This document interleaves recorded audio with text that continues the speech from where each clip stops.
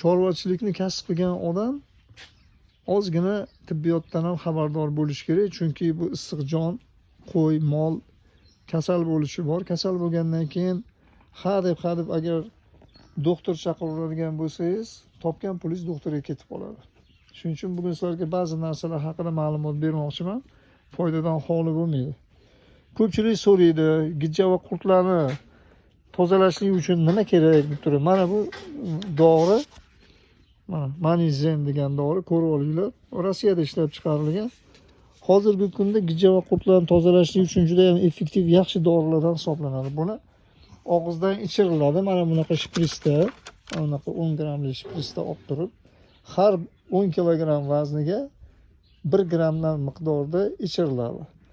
Buni bugun biz ichiramiz ba'zi qo'ylarga, burnidan qurt tushgan kecha qo'ylar bor, o'sha qo'ylarga ichiriladi. Keyingisi mana bu narsa. Buni xalqda ramashka deyishadi. O'zbekcha nomini hozir aytish hojati yo'q, chunki hamma buni ramashka deb biladi. Paketchalarda bo'ladi. Ramashkada mana bunaqa malham tayyorlanadi. Malham emas, aniqrog'i bu damlama. Damlama tayyorlanadi. Mana 5 ta paket ramashka solingan. Mana shu 1 litr suvda eritilgan va bunga 1 osh qoshiqda tuz solingan. Osh tuzi, o'zimizning oddiy tuz. Mana bu qoshiqda osh qoshiq mana. Mana shu qoshiqda 1 qoshiq solingan tuz. Mana shunaqa damlama bilan qo'ylarning burnini chayiladi. Ana shunda hali burnidagi qurt ham to'kilib tushadi. Keyin yana bitta narsa, mana bu narsa. Sizlarga bu haqida gapirganman, yana bir marta eslatib o'taman. Bu mashinalarni motordan to'kib tashalgan eski atrobudka moy deyishadi. Moy almashtirish shoxobchalarida bo'ladi. Mana shu moyga oltin gugurt kukuni aralashtirilgan malham. Bu qo'tirda juda ham yaxshi vosita. Ba'zilar qo'tirga ukol qilish kerak, bir narsa qilish kerak deb gap aytadi. Men aytaman, hech narsa qilish kerak emas. Qo'tirga mana shu narsani sursa o'zi kifoya qiladi. 2-3 marta surilganning o'zida qo'tirdan asar ham qolmaydi.